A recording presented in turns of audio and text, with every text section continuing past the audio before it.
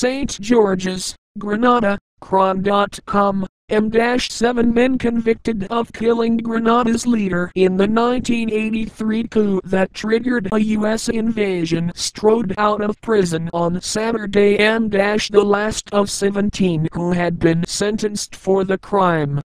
Dozens of relatives cheered and clapped as former Deputy Prime Minister Bernard Coard and 6 other men emerged from the crumbling 17th century prison, where they served nearly 26 years. Former co-defendants took their hands and accompanied them.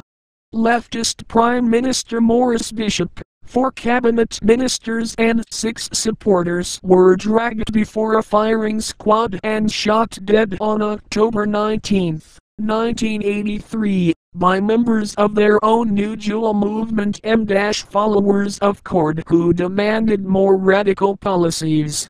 6 days later, thousands of U.S. troops invaded the island on orders of President Ronald Reagan, who said he sought to protect American medical students and to sever Grenada's growing ties with communist Cuba. U.S. troops arrested the 17 defendants, and 14 were initially sentenced to death. Their sentences were commuted to life in prison in 1991, and the London-based Privy Council, the highest court of appeal for the island, threw out those sentences in February 2007. At their resentencing, a judge said the prisoners showed remorse and sentenced them to just 2 more years in prison. The release is a milestone in the island's effort to heal wounds from the revolution, said Senator Chester Humphrey.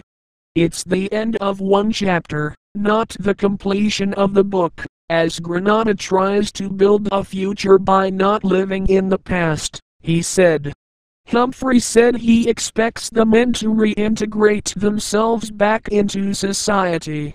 Leon Cornwall, for example, became an ordained minister in prison and will work with the Methodist Church upon his release, Reverend Tessica Hacksaw told the Associated Press.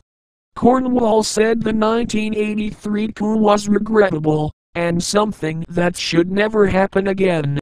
Hudson Austin, one of the men who was released last year, also criticized the killings, saying, "We did not solve the differences as big men.